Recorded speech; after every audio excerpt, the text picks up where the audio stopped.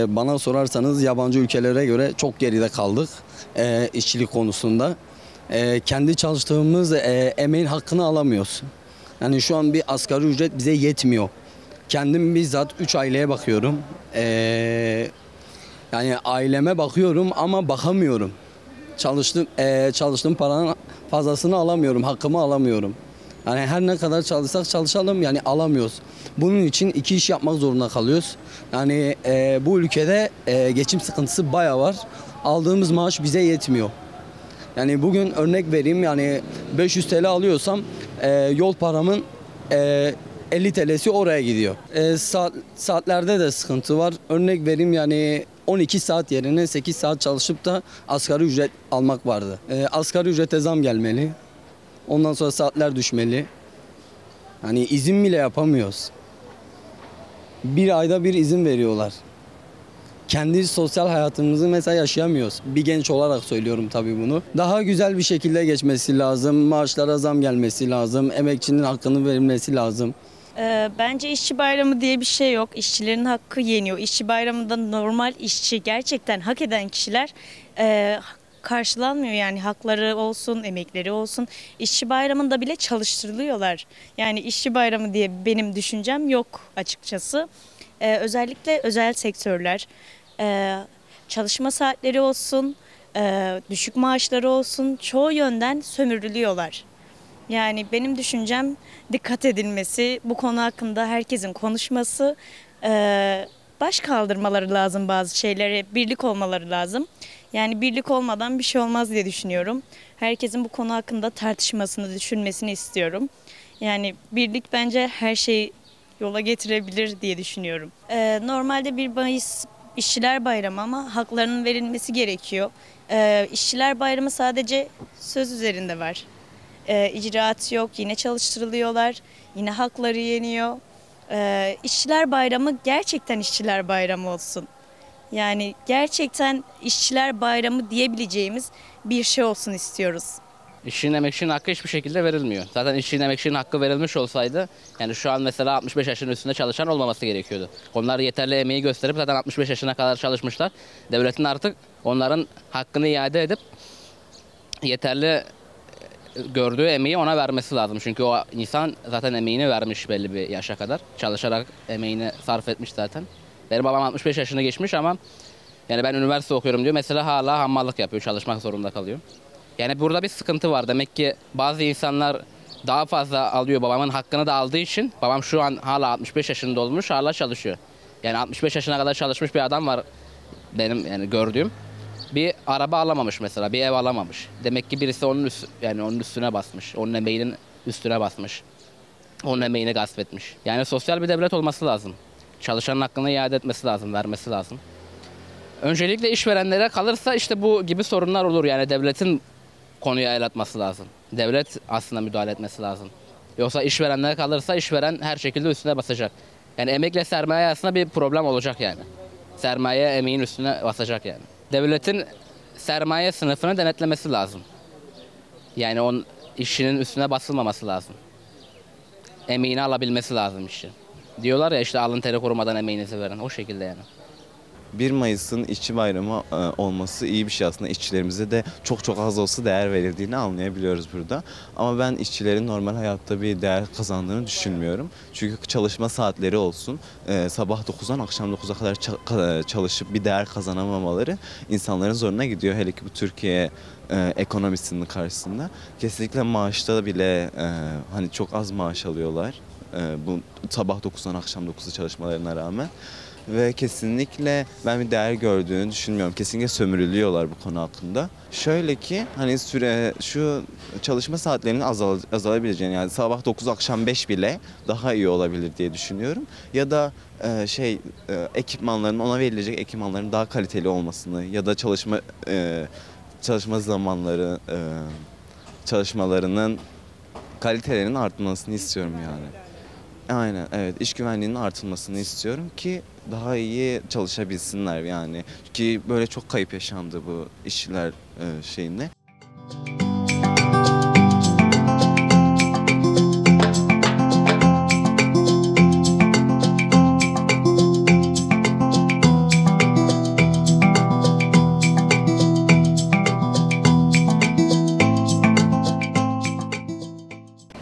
Yani bence hiçbir işçi emeğinin karşılığını alamıyor. Hem maddi hem manevi anlamda. Yani ben de bir emekçiyim sayılırım. Hem öğrenciyim hem bir emekçiyim mesela. Dün akşam gittim bir iş yerine çalıştım. Hem iş güvenliği hem iş sağlığı açısından hiç güvenli bir ortam değildi mesela. Yani karşılığını da alamadık. İş saatleri çok uzun, emekçiyi çok yoruyorlar. Kimse emekçinin halinden anlamıyor. Kimse emekçiyi düşünmüyor. Sadece kendi ceplerini düşünüyorlar. Mesela bugünü nasıl daha fazla karla atlatabilirim? Yani tek amaçları bu. Yani çevremde de çok emekçi insanlar var. Gurbete giden insanlar var. Yani ben iş güvenliği açısından da maddi anlamda da kimsenin hakkının verildiğini düşünmüyorum.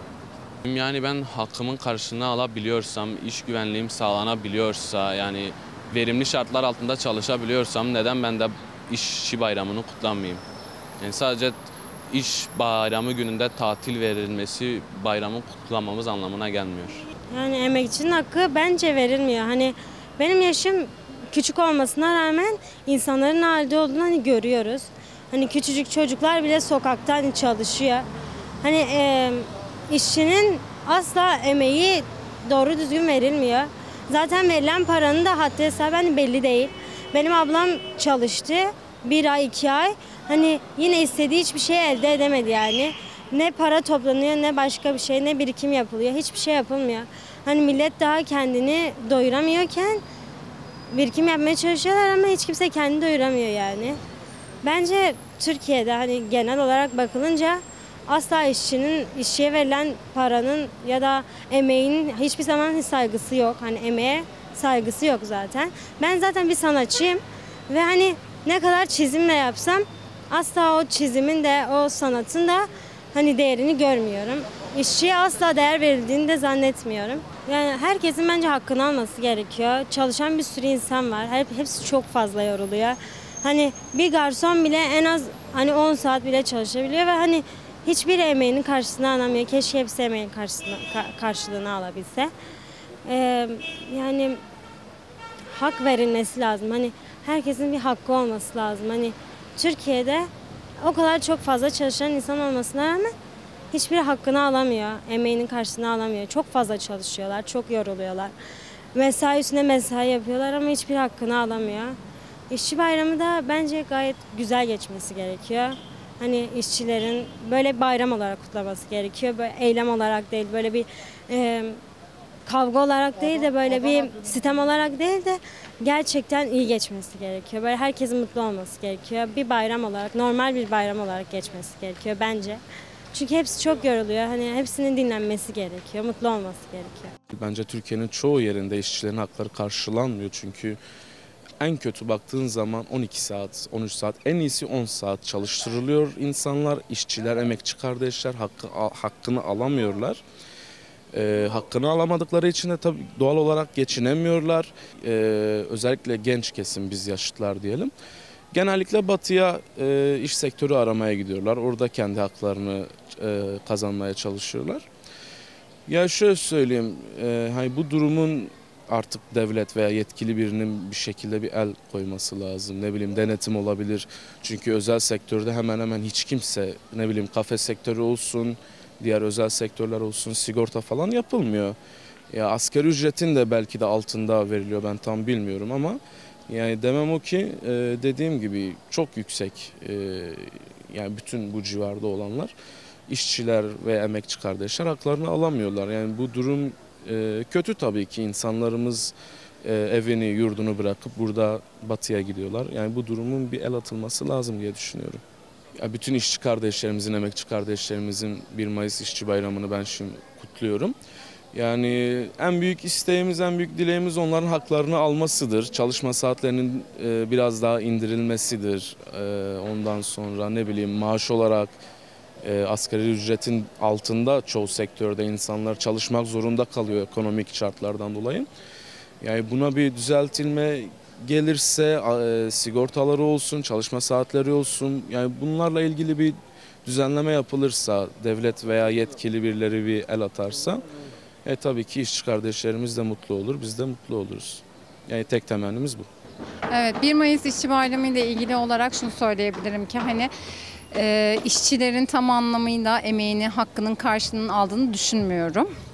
Bunun için de yeterli çalışmaların yapılması ve denetlenmesinin yapılmasının gerektiğini düşünüyorum. Çünkü insanlar çok fazla çalışıyorlar ve bu bizim sadece ülkemizde gerçekleşen bir durum. Yani Avrupa ülkelerinin çoğunda bu böyle değil ve biz inanılmaz sabahın 8'inden akşam 6'sına kadar çalışıyoruz. Ayrıca emekçi kadınlarımız da çok fazla çalıştıklarından dolayı yetersiz duygusu yaşıyorlar ve bu çalışma saatlerinin acilen düzenlenmesi gerekiyor.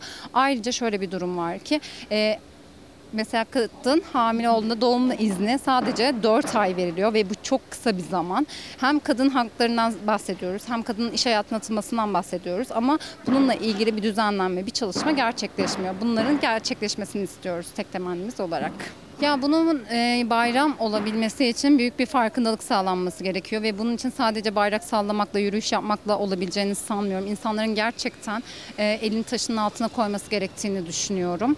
Bunun için hani birçok çalışmalar yapılabilir. Yani nasıl? Ya, özel bir iş yerine başvuruyorsunuz, özel bir sektöre başvuruyorsunuz ve çalışma saatleri inanın 10 saat. Ben de geçmişimde özel sektörde çalıştım ve 10 saat çalışıyordum. Ya bu insanın anatomisine, fıtratına aykırı bir saat. O yüzden de bununla ilgili ciddi anlamda önlemler alınması gerekiyor. Çünkü birçok insan şöyle bir durumda var, yani elden maaş alan insanlar da var. Bunları da görüyoruz. O yüzden de bunun ciddi anlamda denetlenmesi gerektiğini düşünüyorum. Ben kesinlikle hem okuyan hem çalışan olarak sabah okula gidiyorum, akşam gelip çalışıyorum. 10 saat boyunca ayaktayım. 10 saatin karşılığı 400 TL Türkiye'de. Ve bunun hakkını, bunun karşılığını kesinlikle aldığımızı düşünmüyorum.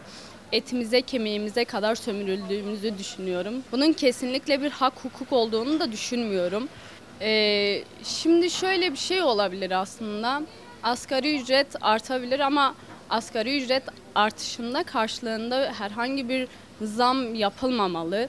Zam yapılmasa belki hakkımızın biraz da olsa karşılığını alabiliriz. Çünkü her asgari ücrete zam geldiğinde 2 katı kadar ürünlere zam geliyor. Yani şöyle ki nasıl söyleyeyim bunu? Şöyle ki yani asgari ücrete zam gelince bir 5 TL'lik su diyelim şu an günümüz şartlarında o su 10 TL oluyor. Bu asgari ücretin zamlanması kesinlikle bir göz boyamadır aslında. Yine onun yani fitleşiyor, yani daha fitleşmesi değil de daha çok ürün alımın da güçleniyor, zorlaşıyor.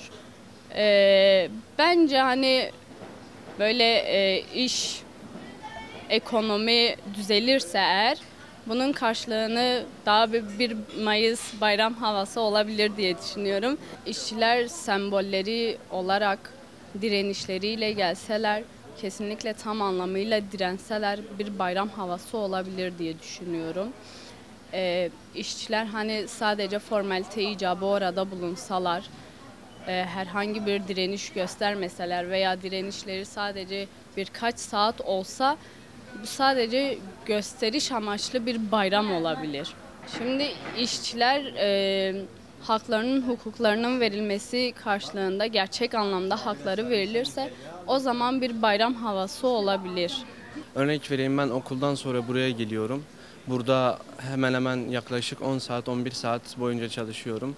Onun karşılığında az bir ücret alıyorum. Ve bu ücreti aldığım zaman sadece bu ücret benim akşamki, örnek vereyim, buradan çıktığım zaman acıkırsam mesela, örnek vereyim, sadece bir yemek paramı yetiyor. Ben bu yemek parasını düşündüğüm zaman 10 saat çalıştığım aklıma geldiği zaman insanın biraz da zoruna gidebiliyor. Çünkü hem okuldan sonra o yorgunlukla işe geliyorsun, işten istediğin hakkı alamıyorsun.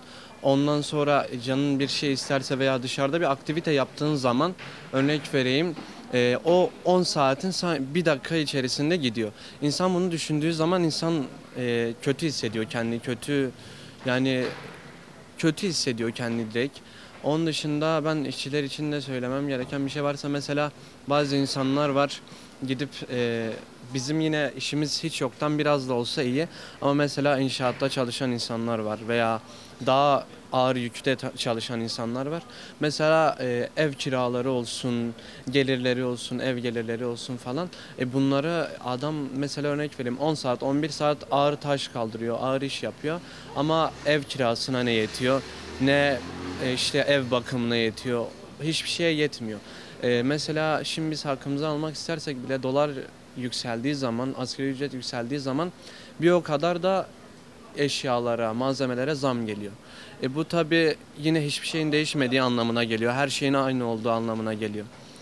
Onun dışında söyleyebileceğim yani asgari ücret ne kadar yükseliyorsa o kadar yine paranın değeri düşüyor. Paranın değeri zaten ne kadar yükseliyorsa o kadar da biz kötüleşiyoruz. Ekonomi zaten çok kötü bir durumda. Zaten 1 Mayıs geçtikten sonra birkaç gün sonra yine her şey aynı oluyor. Aynı düzen içerisine giriyor. Yani yapacakları şeyler de zaten günlük oluyor. Onun dışında 1 Mayıs İşçi Bayramı için diyebileceğim tek şey yani ne yaparlarsa yapsınlar. Ülke baştakilerin gitmesi, yani şimdi isim vermeyeyim, baştakiler şu anki bizim başımızdakiler bu ülkeyi bence bu saatten sonra değiştiremezler de. Çünkü yani kimse hakkını almıyor. Sadece biz değil. Biz burada yine çalışıyoruz okuldan sonra. İşçiler mesela örnek vereyim. O günü belki güzel bir bayram olarak kutlar, belki kutlamaz. Çoğu insan kutlar kutlamaz. Onu bilemeyiz. Ama artık insanların içinden ne bir bayramı kutlamak geliyor ne de bir şey bekliyorlar. Onun için bir beklentimiz veya bir düzene gireceğini sanmıyoruz. Yine de umarım bir düzene gireriz ve yaptıkları şeyler bir günlük değil, birkaç senelik veya daha çok senelik olur. Ya Türkiye'de kesinlikle verilmiyor yani işçi emekçilerin hakkı. Hani ben de kafede çalışıyorum. Hani günlük aldığım maaşla zaten günlük giderlerim uyuşmuyor. Yani giderlerim daha fazla.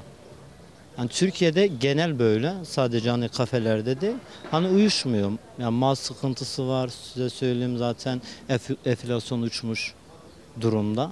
Hani hiçbir şekilde karşılamıyor. Vallahi ne zaman işçilere değer verilirse diyeyim ben. Yani hiçbir şekilde hiçbir yerde değer verilmiyor. Köle gibi, yani Türkiye köle sisteminde çalışıyor.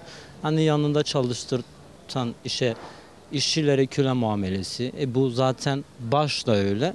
Öyle olmasaydı baş hani hak verilirdi. Şu an işçilerin hiçbir hakkı yok. Bizim üstümüz her zaman hani bir patronluk taslamalar. Zaten başkanımız da öyle. Bize patronluk taslıyor. Onun dışında bir şey yapmıyor. Hani yüzükle gelen kişi şu an Türkiye'nin sahibi, öyle diyeyim. Ya ilk önce hak verilmeli. Zaten 1 Mayıs İşçi Bayramı'na gittiğimizde hani bayram değil de isyan etmeye gidiyoruz biz. Aslında öyle.